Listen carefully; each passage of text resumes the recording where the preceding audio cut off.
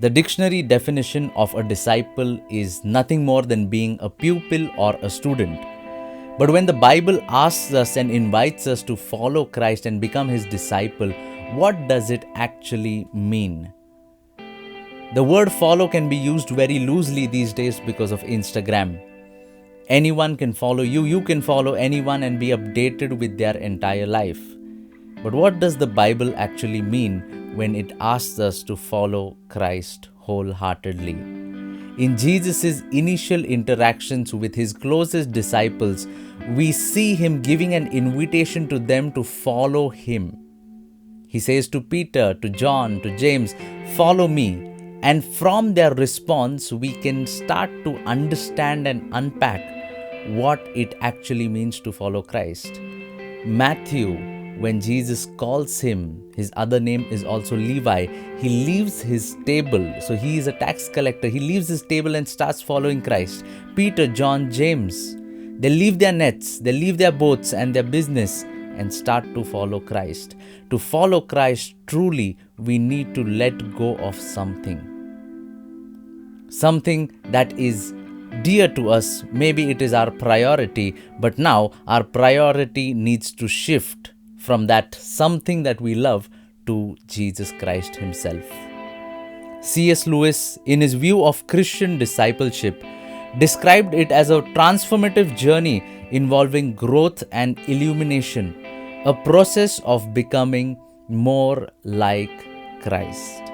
The end goal of becoming a disciple is becoming more like our Master Jesus Christ himself. Paul calls it putting on Christ. Peter, in one of his letters, calls it partaking in the divine nature of God himself. In this series, I want to take you along with me on a journey of understanding in a deeper sense what it is like to be a true disciple of Jesus Christ. And in this first video, I want to emphasize on the main or the primary purpose of why Jesus separated and called out the 12. It can be found in Mark chapter 3 and verse number 14. Let me read it out for you. And he appointed the 12 so that they would be with him and that he could send them out to preach.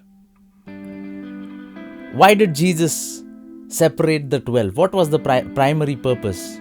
Was it to preach? Was it to teach whatever Jesus was imparting to them? Was it to heal the sick? The primary purpose was so that they could be with Jesus. This is what we need to get hold of today. That we need to intentionally spend time with our Master. We cannot compromise on our prayer time. We cannot just read the Bible, go through it once a day. We actually need to soak ourselves in the words of Jesus Christ. In our daily lives, we need to make prayer our priority. We need to befriend the Holy Spirit who has promised us to never leave us, never forsake us. We need to talk to him about our struggles, be real with him. Regularly, in these intimate moments, he will teach us his heart.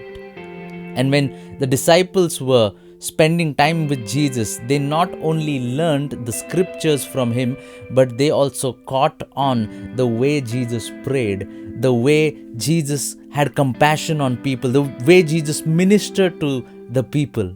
And as we spend more time with Jesus, we will also catch on not only to his teachings, but to his heart. And I believe that is why Jesus separated the 12, called them to be with him, so that they could not only learn the teachings of Jesus Christ, but they could catch his heart. Today we need to understand his heart. In this week, let's take this first step as our first assignment and make it a point to intentionally spend quality time with Jesus. See you all next week.